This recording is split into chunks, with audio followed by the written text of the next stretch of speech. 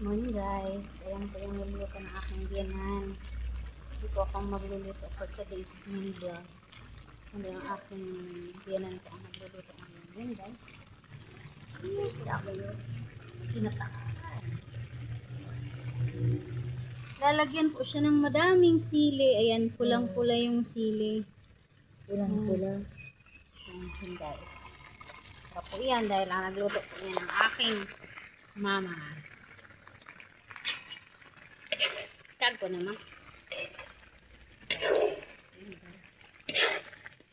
Guys. Complete. May rekado na yun, ma? Yun eh. Tama na natin po yan. Hindi man siya pang ano mahilig na. Ayan guys. Sabaw. Tama na ba rin, ma? Tag ko ng lada. Wow. Alam niyo po ba, guys? Gusto ko siya nagluluto ng ginataan. May sili. Ewan ko. But mas masarap yung luto niya. Pag siya nagluluto. Lalo na pag nagmamantika na po yung hahangin. Ready to serve. Sigarilyas po ito at saka may okra.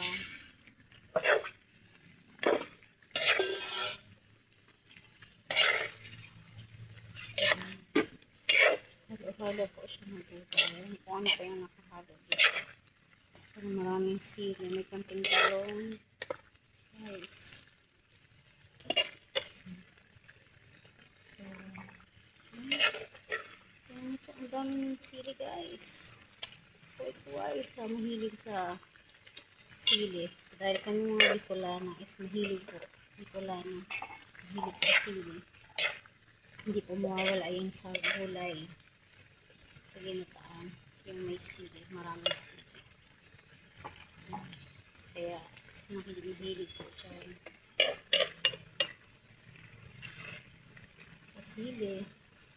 Ano ba ang kayo ng ulam nyo? Guys, thank you for watching. God bless and good morning.